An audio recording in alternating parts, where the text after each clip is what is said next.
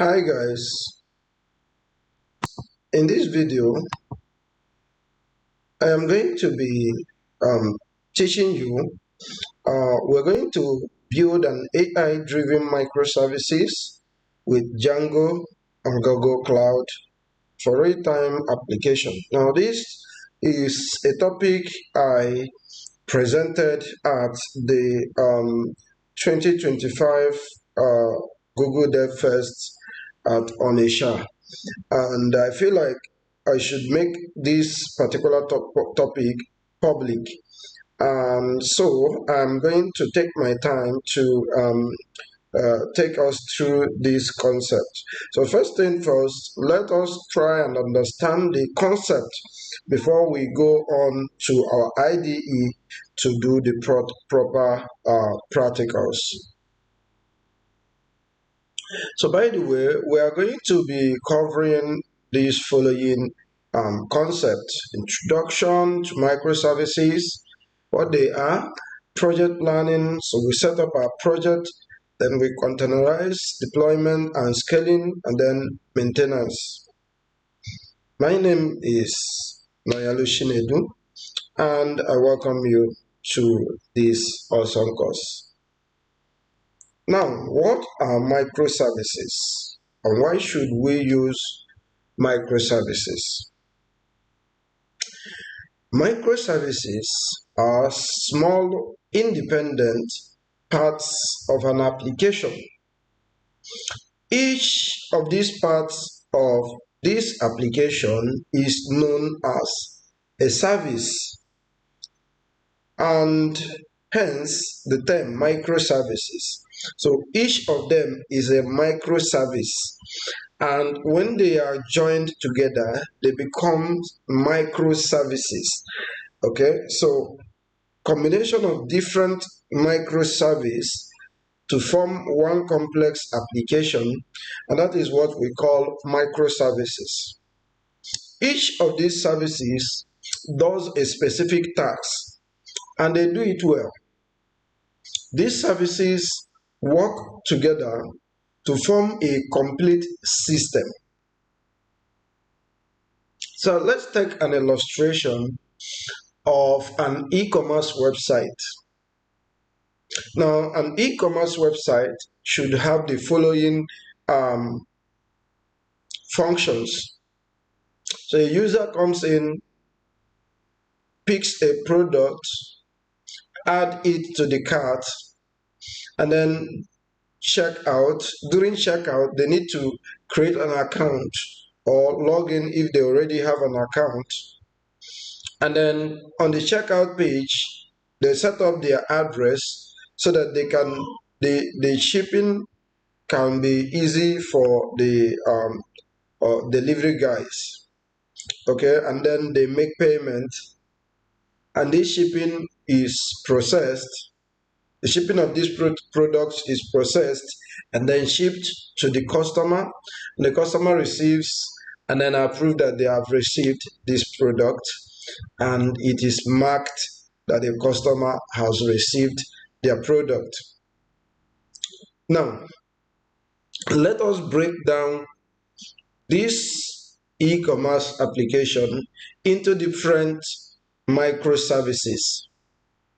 So one particular microservice can take up user authentication system, that is the user login, the user registration, reset password, and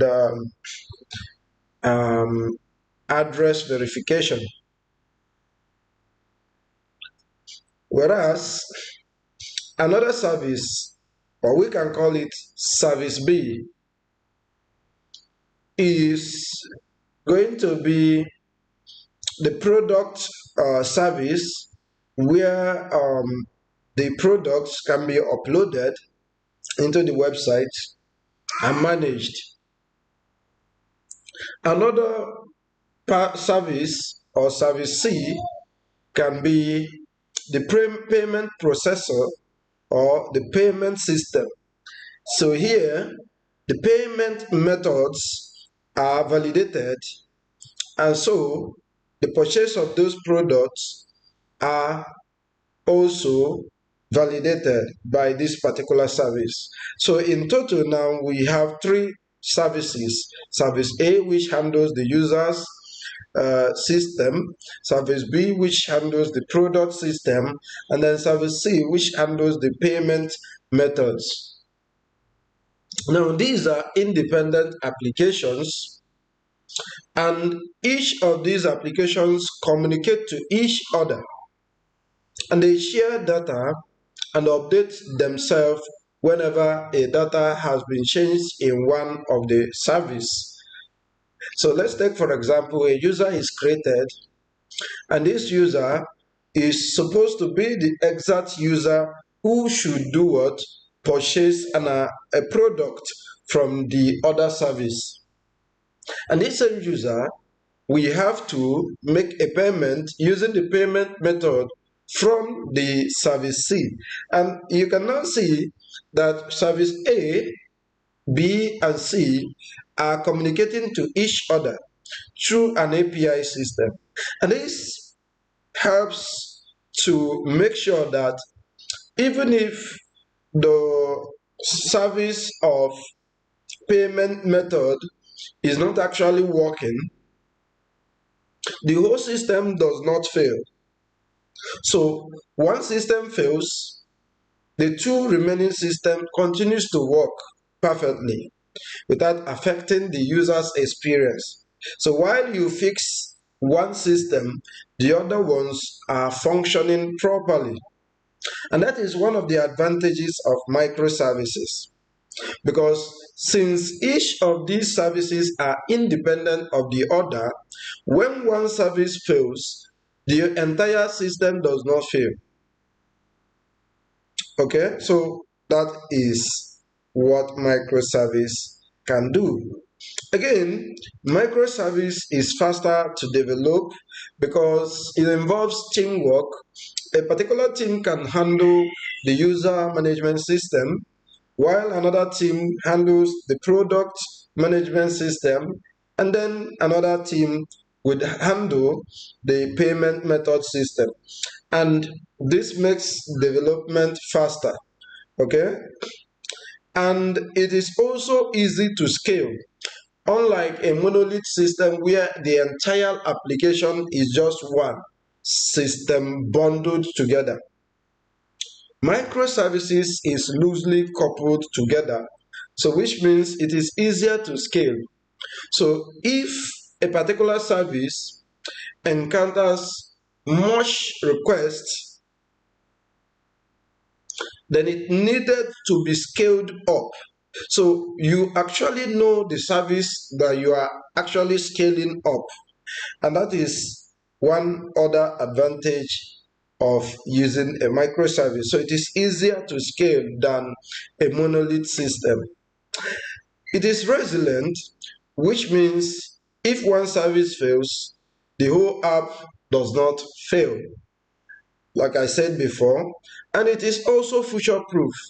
So you can actually replace one service without rewriting the entire system. Unlike a monolith system where if you want to replace a particular service, then you would have to replace almost the entire system because they are tightly coupled together.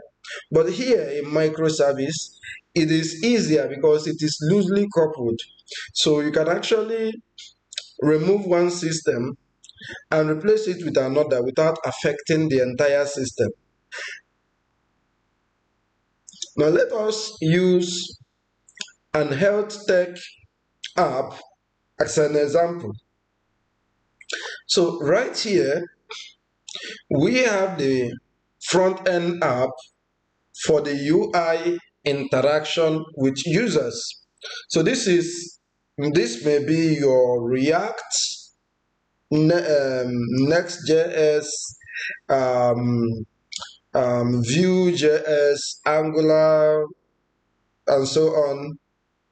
Any of the preferred front end framework of choice. It can even be a simple HTML, CSS, and JavaScript. But here, We have a central API gateway which connects to each of the three services. So we have a service A, service B, and service C. So the service A is responsible for handling user registration and medical record keeping, whereas service B is laboratory and diagnosis, and it also has it comes with a pre-trained AI model. And then service C handles doctor appointment booking and treatment. Okay, so we have these three services, and these three services is connected to each other. So they communicate to each other, as you can see in this arrow. So the user registration communicates to the laboratory, as well as the laboratory communicates back to the user registration. So as the laboratory also communicates to the doctor appointment, and the doctor appointment also communicate back to the laboratory. And these three different apps communicate to a central API gateway which controls whatever they are doing. So here, if you need the user information or medical records, this particular central API gateway is going to send a request to the user registration. So it knows actually which of the apps to send request to. So if I am to send request looking for, maybe I'm looking for medical history of a particular user, so this request is going to be sent to the user record or the medical records. But if I want to actually do diagnosis or lab tests, this request is going to be channeled to the laboratory, and here it's going to send a request to the laboratory, as well as send request to the doctor appointment app. So from here we can actually book an appointment with a doctor for treatment, whereas here with the pre-trained AI model, this is going to give us an AI chart that is going to, automatically detect symptoms from a client or a patient and tell them what is likely their problem, and recommend that they should book an appointment with a doctor if it is a serious, if it suspects that this is something serious that requires a doctor attention, and is going to book a doctor for them. And this is the central API gateway which communicates to our front end. So this is how a microservice works. Now let's understand the difference between a monolith and a microservices system architecture. Now with this diagram, if you look at the monolith, you would see that it is tightly coupled. We have a one central system, one database system, one UI system, one business logic system, and database access layer. And this whole system is a part of themselves, which means if the UI fails, automatically everything fails. If the business logic fails, automatically the UI also fails. If the data access layer fails, then automatically everything else fails. And if the database as well fails, everything automatically fails. And this is a monolith system because everything is bundled together in one single application. But when you come to a microservices, you would understand, you would notice that we have these various services, 1, 2, 3, 4. We can have as many services as possible, but each of the services, they come independently of other services, and they even have their own independent databases, as you can see here. So this particular service has its own database, so as this and so as this. And the UI communicates directly to each of these services accordingly. while they also communicate to each other, as you can see in this arrow. You can notice this communicates to this. So they interchange data. So in other words, it's some kind of event driven, which means if a service is updated here and this service is dependent on all these other services, then automatically it will trigger an event in these other services so that they can actually update themselves. We're going to come back to that later on. So let's look at that. So the whole system in a monolith is built as one big piece. All features like the user login, payment, reports, etc. are inside one code base. And they share one database. If one part of the application fails, then the whole app will crash. And it is harder to scale and update because one service is dependent on another and they are tightly coupled. So if you are not careful, you would notice that when you make a change in one part, it will actually affect the other parts. So you would actually need to also update the other parts to reflect the changes. And in that case, it is harder to update, even though it is cheaper to develop. So most people prefer monolith system because it is easier to develop, it is cheaper to also develop, because one single developer can just put up some code and you have the entire system. So it is cheaper to develop and easier, and even um, easier to start. Okay, but when you come to microservices, the application is split into smaller services. Each service has its own logic, sometimes its own databases. Okay, and they communicate via API or events. So through API they share data, or they can also share data through events. So when an action it happens in one application, it triggers an event in the other applications so that they can actually update themselves. For an example, a typical example is your OPay payment bank. You would notice that immediately you send out money, you would notice that automatically the balance updates itself automatically. But if you compare that to other conventional commercial banks, you would notice also that when you do send out money, it should be deducted from the balance, but it won't happen immediately until you do refresh the application. So in that system, it is not automatically updating itself. So that is updating itself means that it is event driven. So once an action takes place in one other application, this action will trigger an event in other applications and they will automatically update themselves.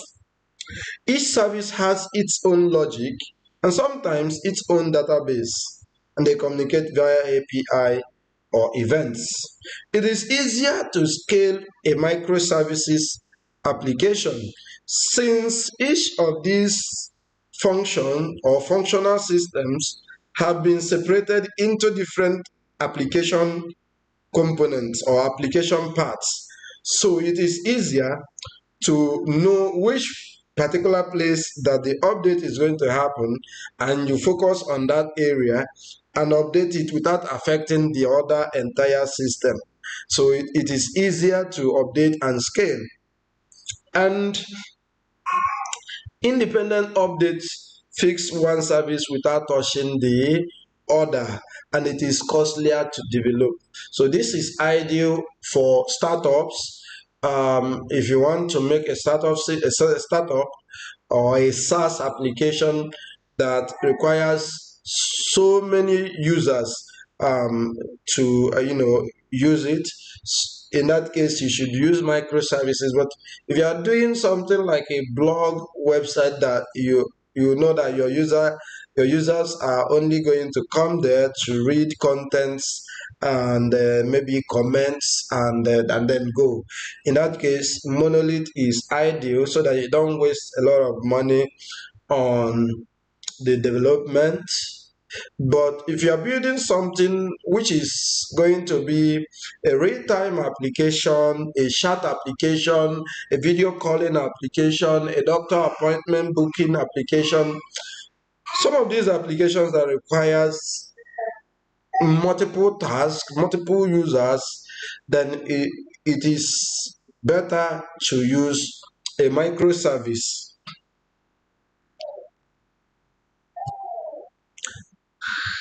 Now let's understand this e-health again properly.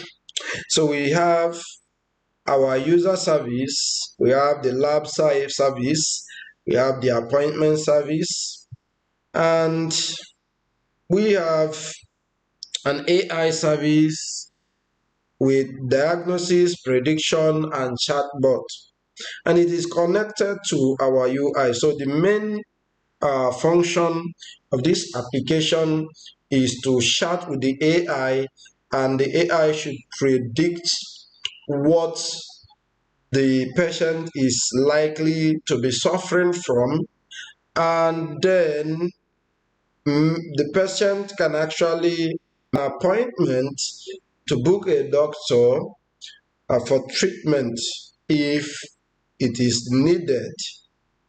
But if not, this service is connected to the user so that you can actually retrieve the user's information, medical records, lab records, and appointment records.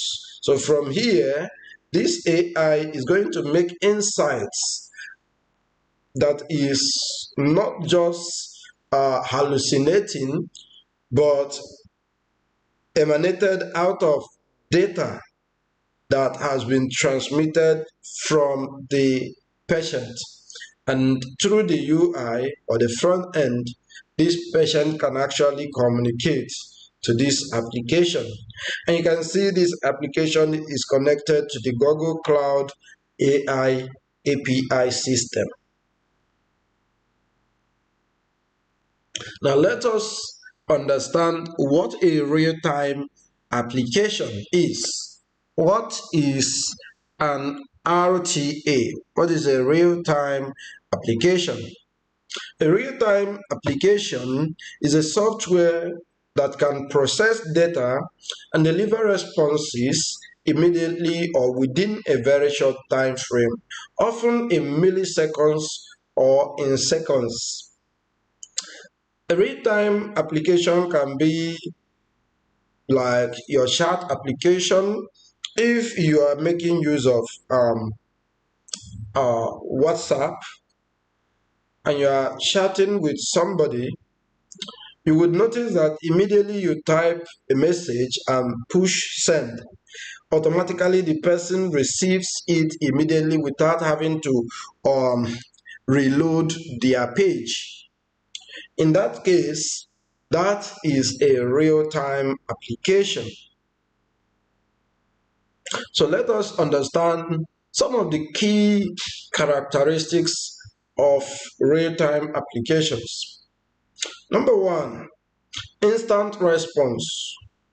It reacts as event happens, no long delays, no need to refresh the browsers.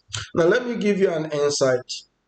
There was a time when Facebook used to be like, when you send a message through Facebook, the person that you sent that message to would need to refresh their browser to be able to see the message. So most times when you are chatting with people, you tend to always reload your browser just to know if the person has sent you a message. But you would notice that nowadays it no longer happens like that. Immediately you send a message, the message will be received immediately. And this is because of the fact that nowadays it most of the applications are real-time applications, especially chat applications. They are real-time because you don't need to refresh your browser to get an update when an event happens. So it is a real-time application. So instant response reacts to events. Secondly, continuous data flow. This handles streams of data rather than waiting for batch processing. Just like I said, no need to refresh your browser. Low latency. So receiving messages, receiving server updates, it does not waste time. It happens immediately the event is triggered. And this is because user action is triggered immediately when an event happens. Okay, so once event happens, it triggers. Once the user performs an action, it triggers in an event to happen immediately, and so it updates itself. Always on communication often uses WebSockets, gRPC, and so on, or even event-driven architecture.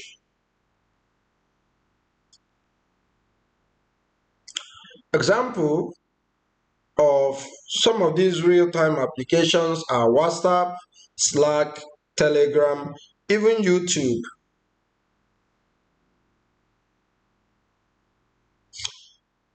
Live tracking apps like Uber, Bolt, logistic tracking.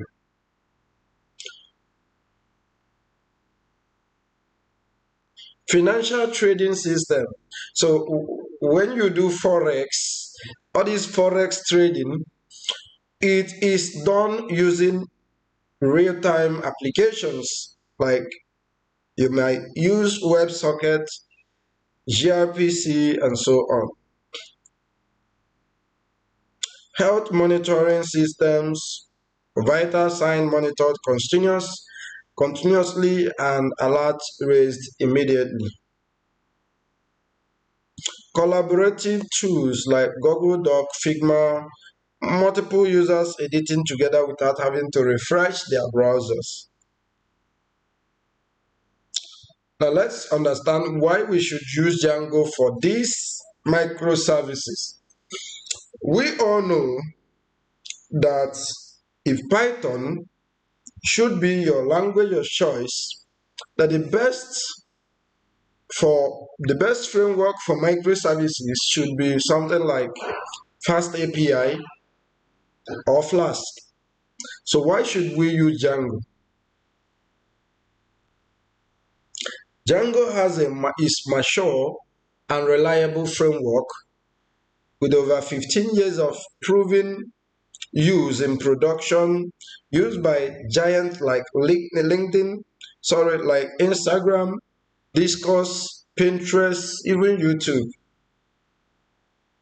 Battery included philosophy, comes with ORM. So ORM enables you to write databases without writing any SQL language.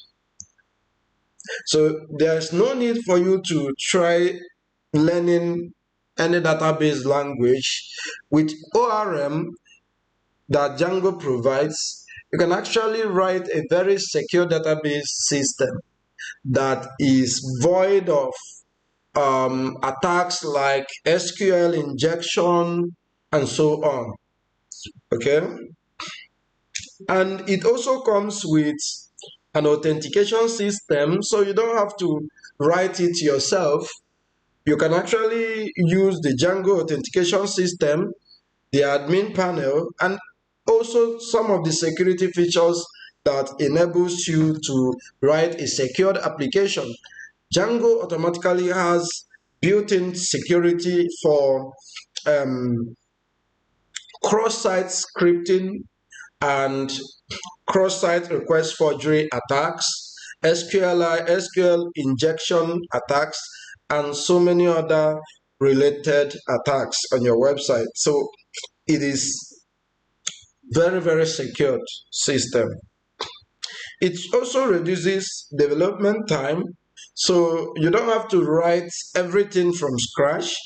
You can actually import some of the modules and everything is done for you. Also, Django supports asynchronous server gateway interface, that's asynchronous programming, if you may call it that. So many people are yet to understand what asynchronous programming represents, but I'm going to put it in a very simple way. So asynchronous programming is a pattern or a way of programming which helps you to run multiple functions at the same time without having to stop your system just to run one function. So in synchronous programming, you run one code, one function at a time. So if you want to upload a video, you would need to wait until the video is fully uploaded before you can do any other thing. But in an asynchronous programming or an asynchronous server gateway interface, in that case, you can be uploading a video while you are chatting. So two or more functions can run simultaneously in the system without having any form of interruption. Okay, so that is an asynchronous system. So Django support that. It comes with a native ASGI support, enables WebSocket and async APIs.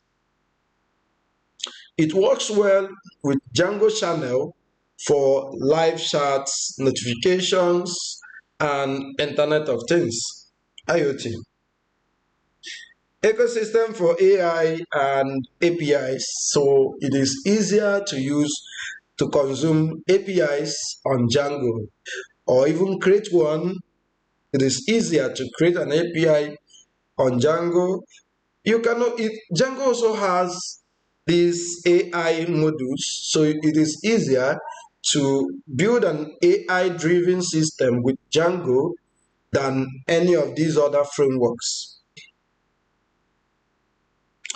Because Django has this Django REST Framework, which is powerful for building APIs. If you don't want to use the GRF, which is Django REST Framework, there are some bunch of other REST Framework modules for Django out there, like the NetNinja and so on, the Ninja framework or module of Django. Easy to integrate with AI and machine learning services like TensorFlow, PyTorch, Google AI APIs.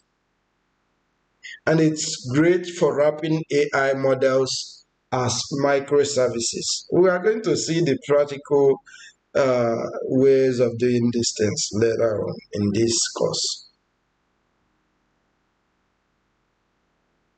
It is great for wrapping AI models as microservices. Built-in protection against SQL injection, cross-site scripting, cross-site request forgery, and so on. It works seamlessly with Docker and Kubernetes for microservices scaling. Okay, so I would recommend you visit Prince Onukwule's YouTube channel, which I am going to tag in this video, to understand more about DevOps, containerization, Kubernetes, and scaling. So, but what is Docker and what is Kubernetes? I'm going to just mention what they are in a very simple term. Docker is a containerization application software. Now, many people will write code on their system, and after writing this code is working properly on their local machine. But they notice that when you push this code to a live server, you would notice that sometimes, in most cases, this code may not function as effectively. Why? Because of the difference in the nature of the local machine and the virtual machine that you use for the live service production. So, what does Docker do? Docker wraps your application in a container.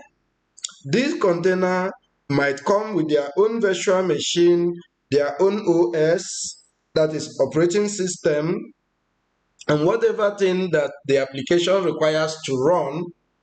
So when you move it from one machine to another, there is no need of customization or any other setting or setup, because everything comes bundled inside Docker.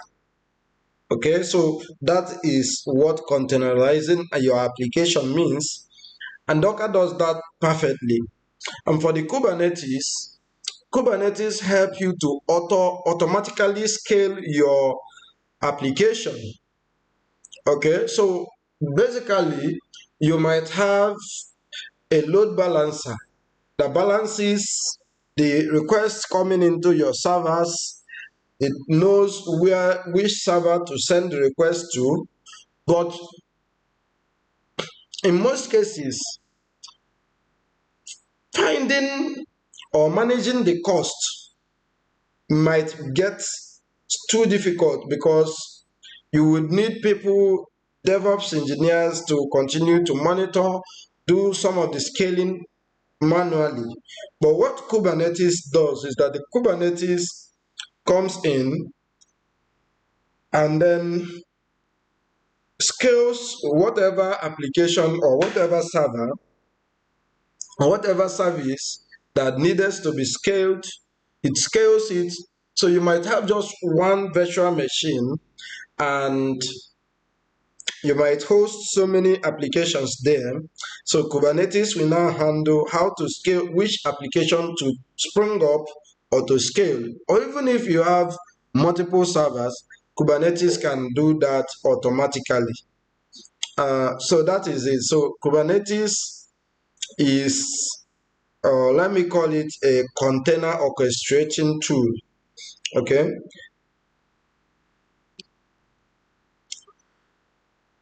Okay, then Django works well with Google Cloud, can actually run Django on Google Cloud Run.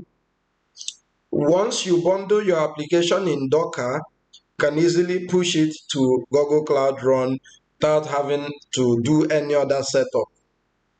You can also, if you have much understanding of virtual machines and setup, you can actually use the Google App Engine, where you can launch your applications, or Kubernetes engine.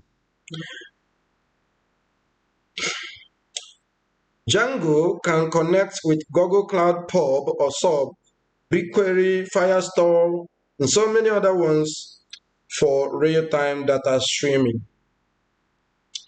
And this is all for now. So in my next video, we are going to be starting our e-health or health tech application. We're going to start with the user system. We're going to first of all build up a user system, and then we move into the laboratory and diagnosis system with AI integration, and then we move into the doctor appointment, and then we build a front-end system to connect these three systems. You can even use Django templating structure like Jinja 2 templating language to do all these things without having to write any React or Vue or any other framework of JavaScript. So I thank you very much, and you can contact me with these details. I'll see you in my next video. Take care.